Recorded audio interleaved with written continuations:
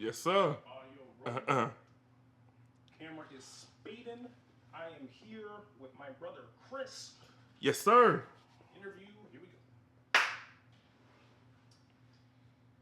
Good afternoon. Good afternoon. Good afternoon, man. It's good to see you. Good to see you too, brother, man. We were just talking off camera, but our paths seem to get real close. Right. And then now we finally got the opportunity to. Finally. About time, man. Yeah. So this conversation right here, this is an anthology. Okay. Talking about people who are extraordinary, do extraordinary things, come from extraordinary situations. Oh, thank you, man. If you can't tell, I like the word extraordinary. Right. And I just want to get into a little backstory, man. So, where did you grow up? Oh, I grew up in Raleigh, North Carolina, right in the South. South side of Raleigh, and it was very, how you put it, urban community, you're saying the hood, if you will. And yeah, that's where I found the creative bug, if you will. And what was your childhood like? I'm real with you. My childhood was really kind of, I hate to say it, very tough. I was raised with my grandmother. I love mom. Me and my mom got a connection now, obviously. Oldest out of 16 siblings. So I had to grow up real early. My grandma didn't have that much money and stuff, and unfortunately, she was on drugs. Don't fault her. Drugs is a disease. You know what I'm saying? And so she was a great grandmama when she was high. She was very different, if you will. But my aunt used to come over the house and stuff. You know, shout out to Aunt Angie, and we didn't have like our power go out all the time because my grandma would take care of us by herself. So we do these improv games and stuff like that as TV shows. Not knowing that we was like improv. We thought we was playing, but I realized later on that, hey man, I'm acting, I'm creating, I'm directing something. You know what I'm saying? And yeah, man, and that's how the creative bug hit. And RP my grandma, and I appreciate everything she's done. And the drugs thing, I just bought that because it's part of my story. You know what I'm saying? But it's not her. You get where I come from? She passed away, and but I really, really appreciate her raising us. I'm so sorry I went too deep into that thing. You know what I'm saying? I'm sorry about that. But yeah, but even though childhood was tough, it was also beautiful because there's one thing I want to say because I cried entering. I don't know when this going to air, but I cried entering the new year, and the reason why I cried is because the whole while growing up, and I don't know what is going on, but I'm a believer of God. But the whole while growing up, I thought God left me, right? But I realized the whole while He was with me, and because He built something. Because I got this dream that I want to be an actor growing up. After I found out that all these improv games, I realized I love this acting. I got this dream growing up, and people used to call me. I hate to say it, but people used to call me like. I hate to say the word, but people used to call me retarded growing up, and that's tough for me because I'm sorry, man, I won't go too deep today. I want to cry on camera, but Kai always had these dreams that I want to be somebody great, the grass is greener on the other side type situation. And people used to tell me like I was retarded, because you see how you living, you're not going to make it, you're not going to be anything, you be just like your father, a drunkard, and all that stuff, whatever, right? But the whole while, that was retardation. That was faith. You know what I'm saying? That was a mustard seed faith. I didn't know what faith was at the time period until I got older, obviously, and that's why I got involved in church more. But the whole while, I realized I wasn't crazy. I had faith. You know what I'm saying? God was with me. You know what I'm saying? And now many wins later, man, and we still got a long way to go. Came a long way, but we still got a long way to go. But growing up, God was always with me. And I started off a tangent. When I go my past is like I don't want to look. I know it's okay to be sensitive as a man, but I hate. You know what I'm saying? You're a good dude. You got. I see what you're doing here, man. I see what you're doing here. Man, let's go to the next question, man. Let's go to the next question, man.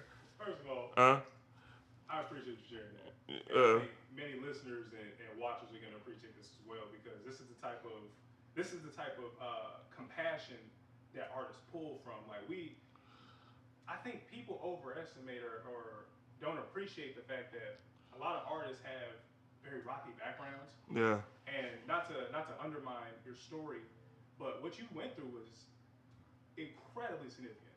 So, speaking of, you were the oldest of, you said 16 Yeah, siblings. yes, sir. What was an average day like as a father? Man, every day was crazy. So at first it was just it was me, Manny, not Manny, but me, Zion, Trent, and Nina in the house, right? And, I'm real with you. Your clothes, there was one outfit. Now I'm real with you, like my sister came out, my sister Nina. So I was the first person. You know how you get hand me downs? I'll get hand me ups. You know what I'm saying? So I'll go around wearing my sister, sometimes wear my sister's shirts and my little brother's shirts, pants or something like that. You know what I'm saying? Community pants, if you will. Like I know for a fact, me, Nina, and Zion used to rotate. You know what I'm saying? The same pair of jeans. You know where I come from? There's always something broken. Always something broken. And also, even though we love each other, there's always gonna be arguments. I didn't argue. I was like the mediator because I'm the oldest. I gotta be like the, try to keep everybody in line in type situation. But there's always arguments. There's never peace. You know what I'm saying? In the household. There was no seconds. You know what I'm saying for meals. You know what I'm saying? which God is good that I can get seconds, thirds now. I've been eating too many seconds now. You know what I'm saying? But I used to be so irritated. You know what I'm saying? I used to be so irritated having them in the siblings. But I realized when I got older, having that many siblings is a blessing. You know what I'm saying? Because I got two kids of my own now, and they got a bunch of aunts and uncles. You know what I'm saying? And one thing, and you can vouch for this. It took a village to raise kids. 'Cause, man, even having one kid, it was tough, but it was easier because I had so much family that felt involved. Like I want to also shout out to my brother Emmanuel Holloway. I would not. I don't know what I would do without him. He's a phenomenal help. That's one brother that's been there for each one of my kids since day one. You know what I'm saying? But all my brothers and sisters have. But you know what I'm saying? Manny is one brother I raised as well, and he's been a phenomenal help. You know what I'm saying? Like, that's my girl, especially with my daughter, my fiance, Joma, was going through postpartum, which was so tough. I don't know if people know about postpartum, but my daughter was very, very tough. You know what I'm saying? And it was my brother, man.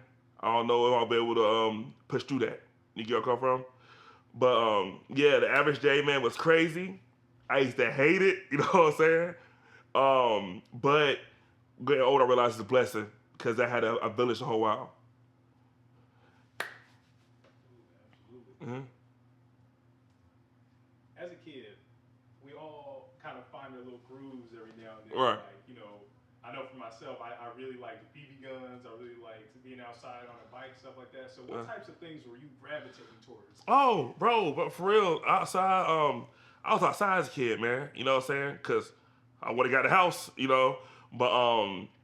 but riding bikes, bro, causing mischief, man. I was always like a prankster. I used to play like Ding Dong Ditch with the homies.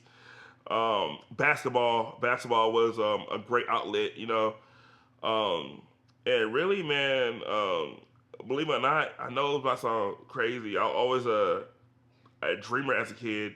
So growing up outside of Raleigh, especially that time period around like early 2000s, it was the Southside Raleigh, you want to see it much, right? You did all you saw with the dope boys and the gangsters doing stuff, right? So what me and the homies used to do, man, is we used to go to the library, like literally from the library, go Wi-Fi and use Wi-Fi and like doing research about like not just like acting stuff because I wasn't on that yet, but looking at nice houses and what I'm saying, like, dang God, I'm gonna get this house one day, blah blah. Like, talk about dreams. I talk about like sitting around as a group and just talk about dreaming. You know what I'm saying? Me, Tori, Keith, Michael Williams. Well, shout out to them. We used to just sit there, just sit there and dream about like this bit like our lives and stuff like that. And not knowing that we was doing our own therapy because each one of us was going through something at home that we didn't know that wasn't normal. You know what I'm saying? Because in the hood, you know what I'm saying, it was obvious like there was no two parent households. We never seen that junk too. I got like high school and start see other cultures how stuff do. But in the hood we didn't see. It was rare to see two parent households. People able to get new things or like say nobody had a car. Saying that because when I got high school that was a whole culture shock. Like because I used to try to talk to girls, but you got a car? I'm like no, I'm 14. You know what I'm saying? But nobody had like nice things or perfect household, like wherever that Disney Channel lifestyle is. So we used to always come in this bit about each other's lives and dreams, what that life could get better. Not knowing that was sameness, that was therapy. You know what I'm saying? Yeah, this type of stuff we was into, man. It's leaving the house, talk about dreams, riding bikes, playing pranks on neighbors and stuff like that, man. Sorry about that. I was a kid, but I was always a prankster. You know what I'm saying? Always a prankster, man. I thought that stuff prankster within my means. You know what I'm saying? I wasn't doing like crazy stuff like little like doo-doo bad bombs. You know what I'm saying? You know how you put the doo-doo and light on fire. I was not doing that. You know what I'm saying? But I was doing ding dong dish and stuff like that, or like screaming somebody's window or run off. You know what I'm saying? I was always like a prankster as a kid. You know what I'm saying? So pranking and group therapy bits. What was one of your favorite pranks to do? Oh man, I'm real with you, man. Ding dong dish, man. Ding dong dish was always hilarious to me. Except for this one time. Oh, okay. So I got this one story.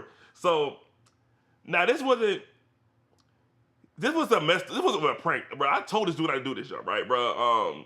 Damn, it's my homegirl Anita's little brother, and I forgot his name, man. Cool kid though. He like younger part of the group, right? And me, Michael Williams, Keith. I keep saying Michael Williams like government name. I saw I say government brother, but Michael Williams and Keith and them, and we was walking across the street from school, from middle school, from Ligon Middle School. Shout out to Ligon. By the way, that school was freaking crazy. It was like Frida Riders. You ever see Frida Riders? That Ligon GT Middle School was just like Frida Riders, bro. That time period. But we left school after a crazy day like always, and there was a bread man. I'll never forget this guy, bro. I'll never forget the situation. And Alex, his name was Alex, and Alex was throwing rocks at cars. Like, yo, you got chill, bro. You got chill. You know what I'm saying? Cause we weren't on that, right? There's a bread man came, bro. So bread man used to have like a UPS truck. He used to have a little like Wonder Bread junk. He used to like deliver bread to people's houses and stuff and milk. And he had like it's like a UPS truck, so you can see through it. You can see them. There was no doors back then. You know what I'm saying? It was like wide open, right? Which is not safe to think about it. But so Alex felt the nerve like let me throw this, right? I'll throw this at him. I said, you tripping. And mind you, the bread man truck sounded like an ice cream truck, so like right? That's important. And he threw the rock at him. It was funny because we heard F word. Yeah, we were laughing like it's funny. So we were chilling, right? In this cul-de-sac area, right? Just chilling, like do what we do, venting this, stuff like that. Like, man, whack, blah, blah, blah. Out of nowhere, we heard do come on the corner, right? And we're like, it's the bread man. And said, all right. So we sat there, because he was a grown man, we think he would do that to kids. We were like middle school this time period.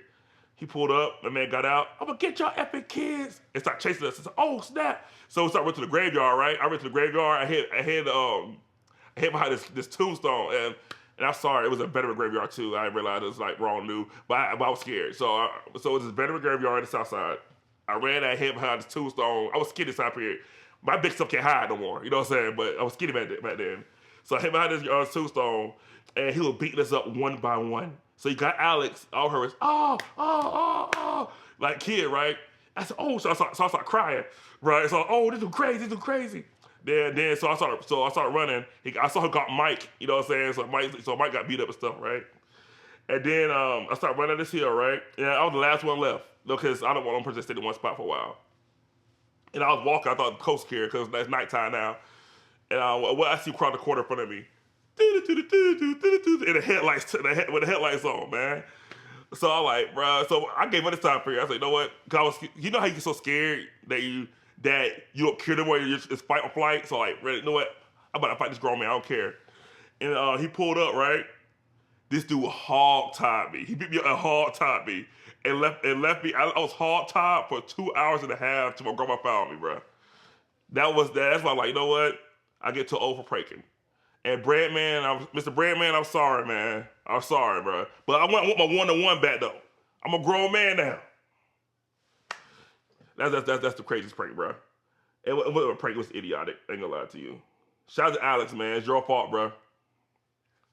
I'm glad y'all made it. Yeah, I'm glad we made it. I'm glad we made it. And we think about it.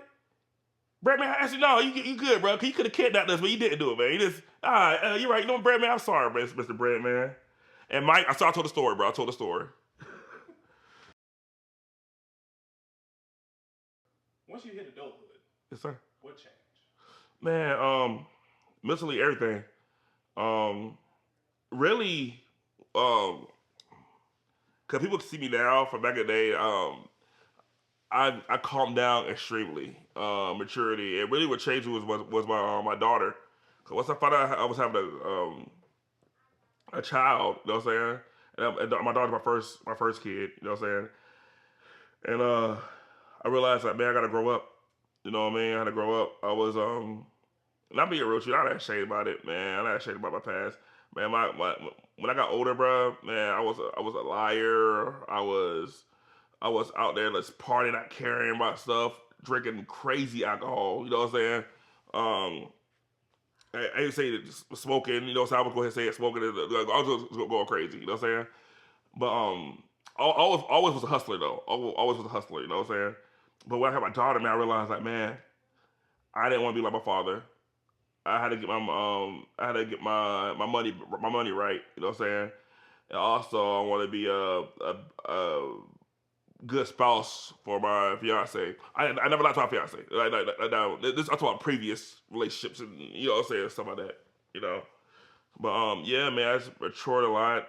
I took life way more serious. I took life way more serious, and I started going harder for the dream more. Um, and this was a turning point. And this is what with X situation, right?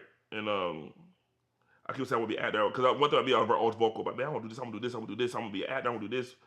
And we was at Renner Center. I never forget. I don't know if Renner Center is still a thing, but I was at Renner Center. And this is in North Carolina. And I said, yeah, man, I'm gonna be an actor. I'm gonna be a comedian. I'm gonna do this things. And he said, yeah, but I haven't seen you on nothing, right? You haven't done nothing, right? And my ex was laughing at me at the time. You know what I'm saying? She's like, ha, yeah, man, blah, blah, blah. I was laughing right with him, right? But I didn't take that the wrong way. You know what I'm saying? I was like, I'll never forget this day. I was like, you're right. But I said out loud, but my head, I was like, you're right. I haven't done nothing. I just talking. You know what I'm saying? I didn't want to be a talker no more. You know what I'm saying? I don't want to be talking no more. So the Bible says faith without works is dead, right? And I was like, you know what? I can say I can do this, all these things I want to, but this time I'm gonna put my best foot forward and actually do it.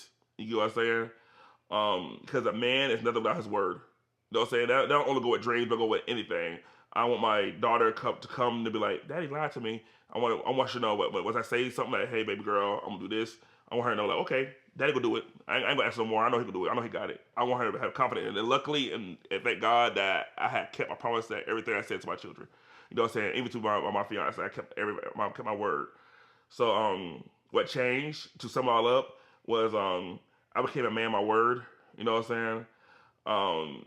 I became more a hustler. I took life more serious, and I calmed down a lot.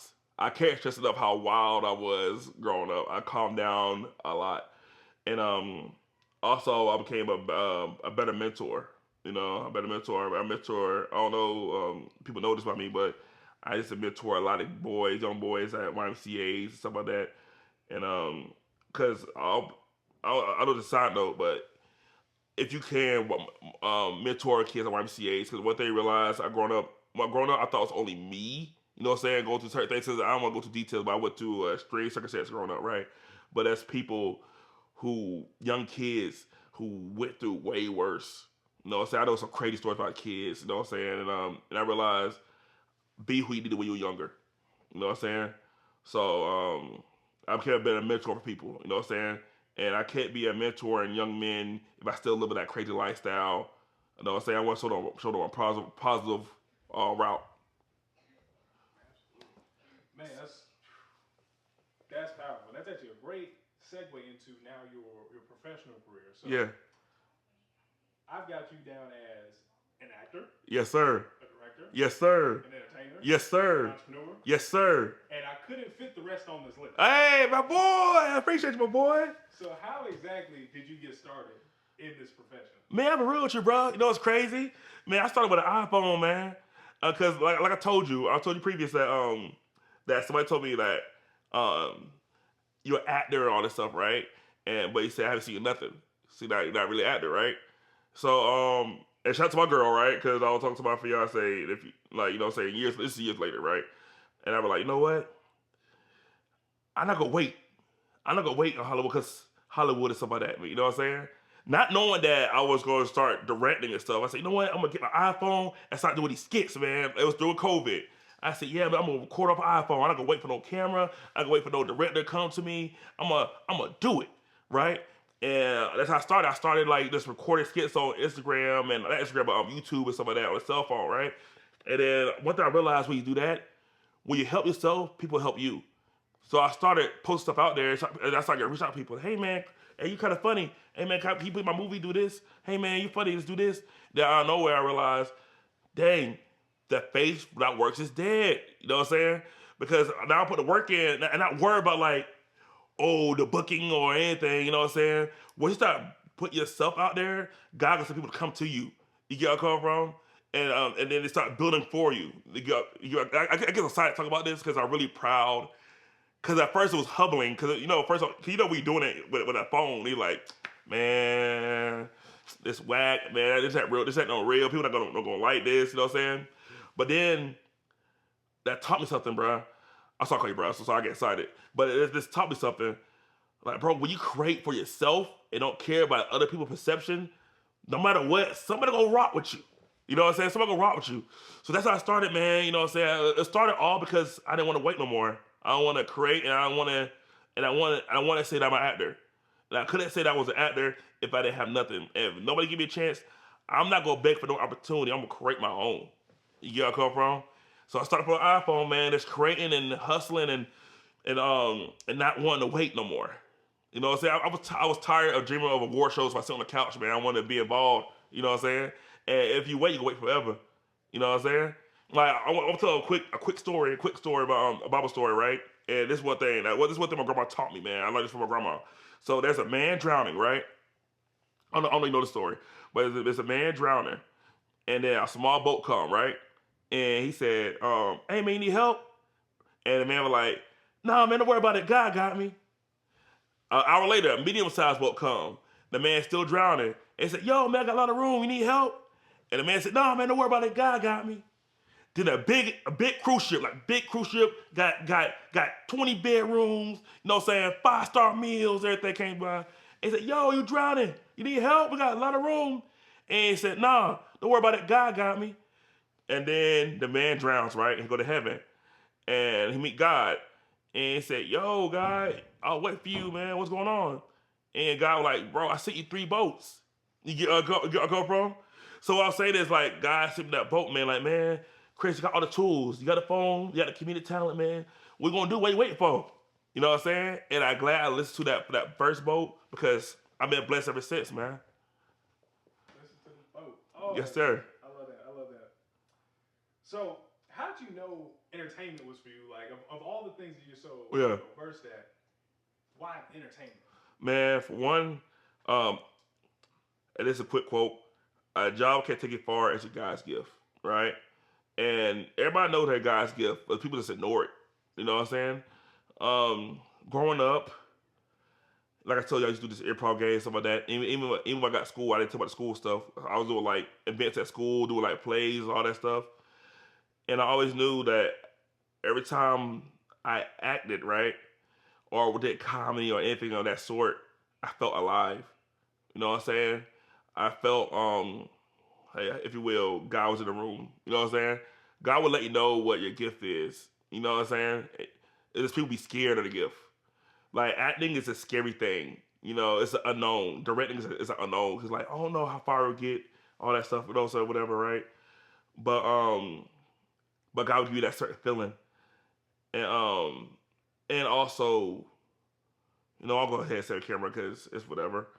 Um, it was like my first expression of love. You know what I'm saying? In middle school, I was doing the traveling scenes. There's a play called Narcissus. Shout out to Miss Yoli. She made me go to this theater class at school and with Miss Catania, and I was going around like it was a one full day of me doing a play for classrooms, right? And I'll go to these classrooms, bro, and I'll do the play. It's like a quick 2 minute play, right? And I improv stuff in it. I was like going crazy. I didn't know. I didn't know that this time period. Still, I didn't know what improv really was. You know what I'm saying? I just knew I was just adding bits and stuff. You know what I mean?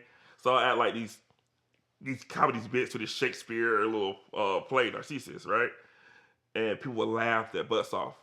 And every classroom I go to, like nonstop laughs, nonstop laughs, nonstop laughs, praise and like hand claps on it, right?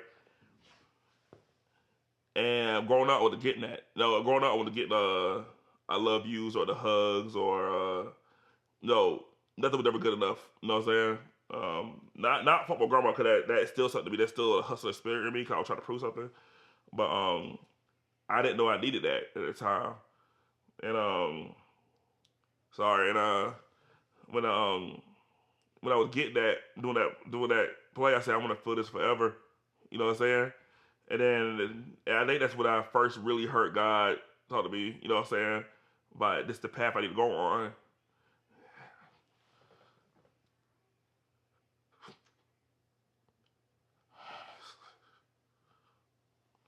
Sorry, bro. Um, if you just knew what I went through, bro,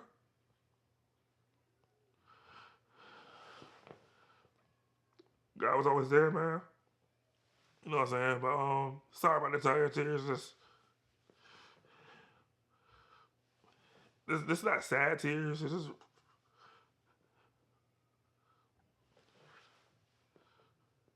I went through a lot growing up, bro. Well, God was always there, and that's when God first talked to me. Yeah, and that's when I first felt love, bro. You know what I'm saying? And I realized that's another reason why I would go so hard in these dream minds, man. Because I need that growing up, and I want to show the first thing that show me love. I want to give me everything I got. You know what I'm saying? Sorry about that, bro. It's embarrassing, dog. Take a break. Yeah. I got you. Sorry about that jump, bro. Nah, man, you good. Don't apologize for nothing. I didn't expect that to happen, dog, but I'll get you through it. Man, I felt it though. Yeah. I felt it like because you're saying these aren't tears of sadness. Like what I'm seeing is a testimony. Yes, sir. What I'm seeing is prayer come through to the extent that things that we're blessed with that we didn't even know we needed, Right. God still provided. That's what I'm seeing right now. And I appreciate your vulnerability with this, brother, because I know topics like these, especially it be the topics that you don't expect it Right. to hit the way that it do, that it does, and I didn't expect that jump. can I get you a tissue? Yeah, bro. Thank you, bro. Appreciate you, I man. got you. Oh man, Thank you, man. yes, sir. I appreciate that, bro, man. Thank you for that judging me for that. Cheers, man. God good, bro. All the time. Sometimes you forget, man. You know what I'm saying? I forgot. I forgot about that situation. That right there, but that was the first time God talked to me, dog. Damn. God's good, bro. Brought me a long way, man. I really thought he left, dog. I really, right in there, I realized he didn't leave. That, that I am loved. You know what I'm saying, man? Dang, bro, this is crazy, bro. That is, that's, I realized God been there, man. I've been winning ever since, man. He brought me a long way. You know what I mean? Dang, bro, so sorry, bro. You apologize, man. All right, all right. Well, this is another reason why I wanted to interview you Yeah, because you see it. Like the passion, the love, the compassion, the energy, the everything that you are is embodied in your work. And that is such a rare thing nowadays where we live in a world, especially, post AI, post COVID, Right. people are trying to chase trends, people are Yeah. trying to chase what's popular, and so few people have the courage to be themselves, not just be themselves, but to be themselves on camera Right. and behind it Right. and in every other office space. Right. So what you're doing and who you are, I truly believe is gonna bless so many people because I already seen it bless you. Thank you, bro. I've already seen That's the goal, man. I try to touch like all everything I love, bro. I talk to my girl about this, man. I try to touch as many lives as I can. You know what I'm saying? Another a bunch of young Christians out there. 'Cause I know there's people out there, bro. You know what I'm saying? I want to help someone. That's what God to use me.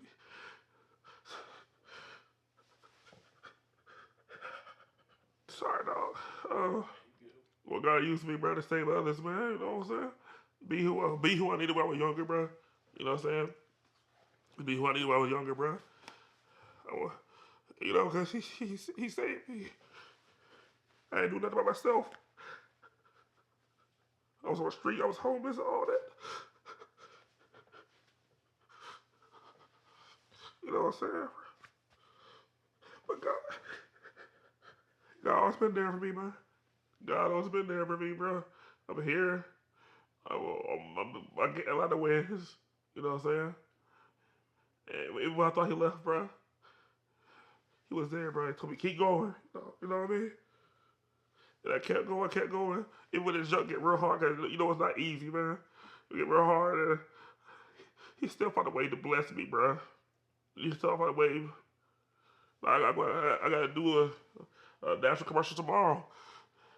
That's it. Oh, you know what I'm saying? When I would have quit long time ago, I could have been an evil dude growing with some of the stuff I seen and did. You know what I'm saying? I could have been an evil dude. My God put the right path. I got a brother right now, 13 years, man. Hey, I can't offer him nothing but a compensation. You know what I'm saying? But that could have been me. You know what I mean? Okay. Sorry, man. Talk about that. Okay. I'm good, bro. I'm good, man. You good, man. Sorry about that, bro. You good. Ooh, face good, man. Hey, yeah, wipe Uh, eyebrow. Yeah, uh, that joint right there. Yeah. it's good. So, Thank you, bro. good to go, brother. Right. That's embarrassing, bro. My bad. Hey, don't be bad, man. Yeah. Don't be bad, because this is what leadership is as well. Like, we do the uncomfortable thing first. Right. Imagine how many more people behind you gonna say, "Damn, Chris did it." Right, man. You're right. You gotta keep going, bro. Yeah. Gotta keep going. Keep the faith in God. You know what I'm saying? Gotta keep praying. All right. Thank you, boss. Absolutely, absolutely. So,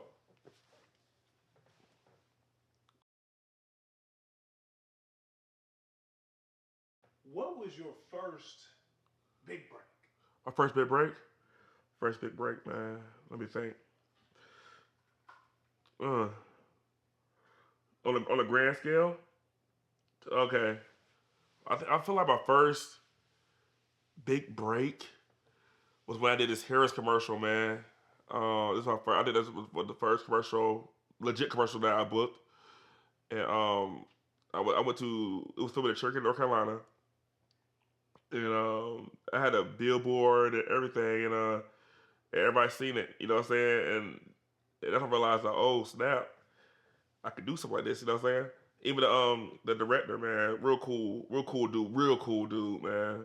Um, it was showing me love and told me, man, you can go far. You know. Even last year, I was up for a big role with something, right? And I didn't get it, and I wasn't sad about it. You know what I'm saying? I was like, okay, but it made me realize that was one of the biggest cast directors in the world, right? And she said I was talented. So that told me like, man, you know, to me that's a big break to me. Cause it tell me like, let me know, like, man, you know, I could do this. You know what I'm saying? I could do this.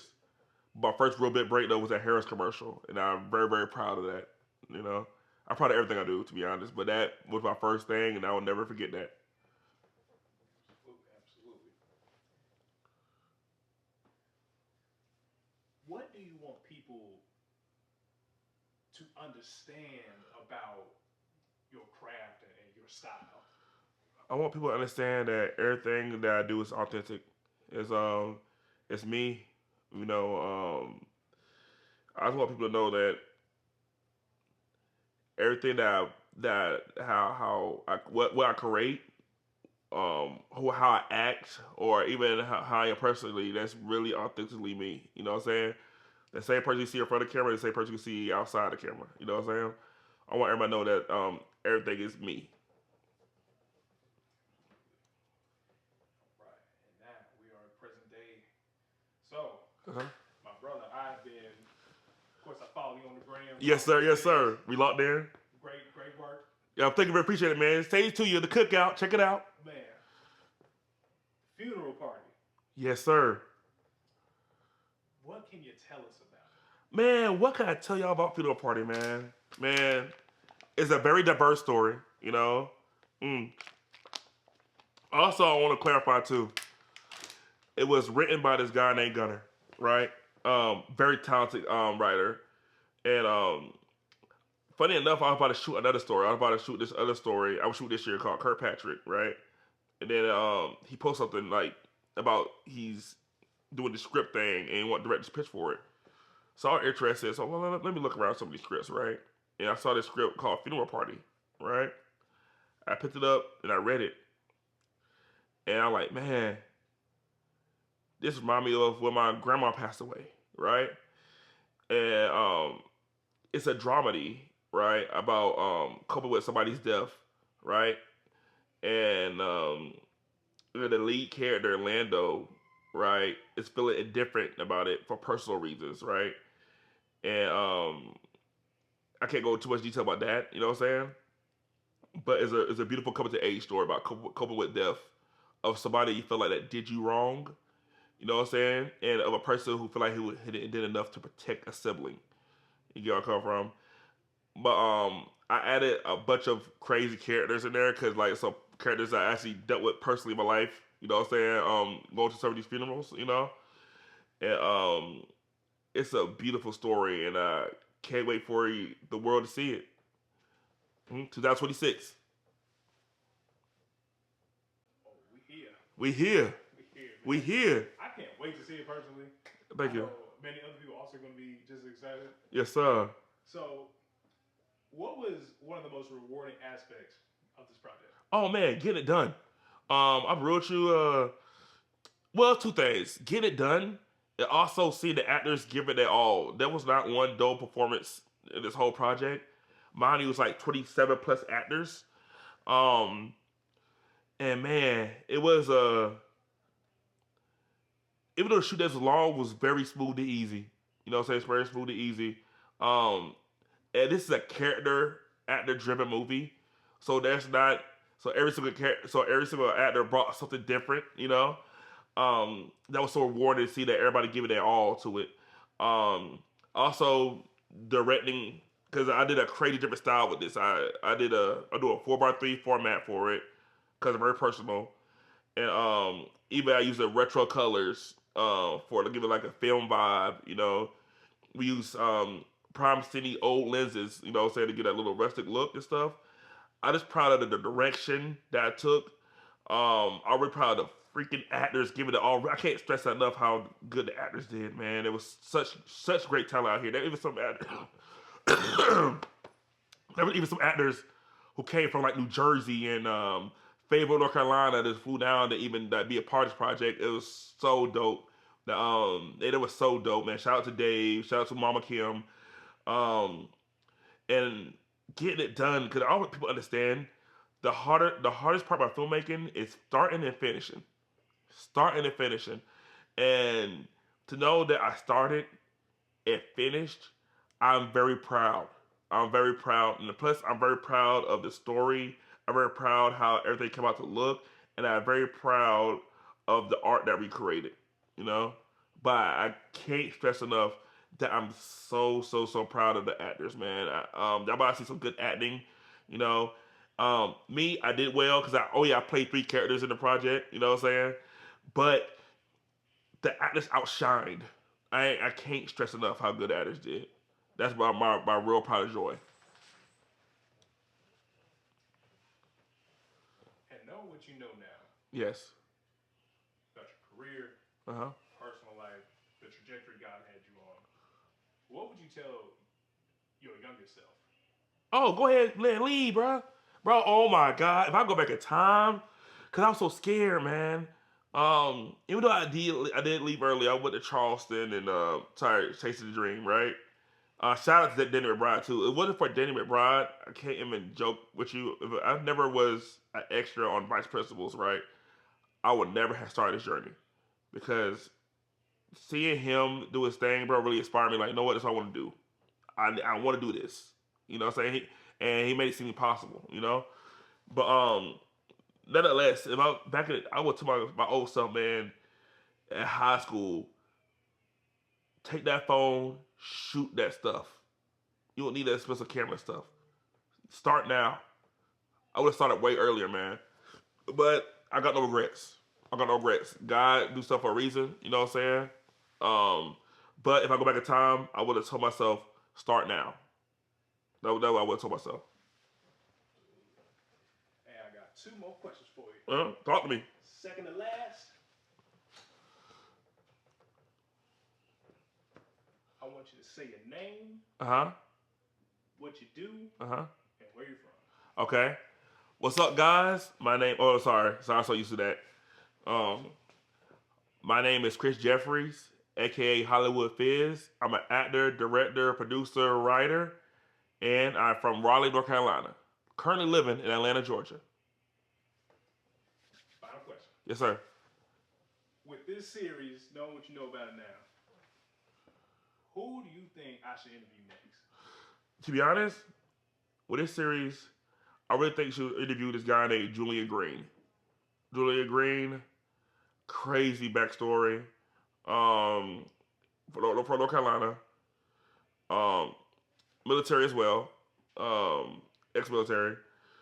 And right now he does Stranger Things, stuff like that. And he's a creative. He's always shooting, creating, doing things, stuff like that as well. Julian Green. All right, Julian Green, I'm calling you. Yes, sir. Yes, sir. I can link y'all up too, man. Absolutely, man. I appreciate it. Chris, Of course. Thank you for your time. Thank you for opening up Of your course. phone. That's a wrap. That's a wrap. Yes, sir. Yes, sir. Thank you, brother, man. My man. Appreciate you. No, appreciate you, man.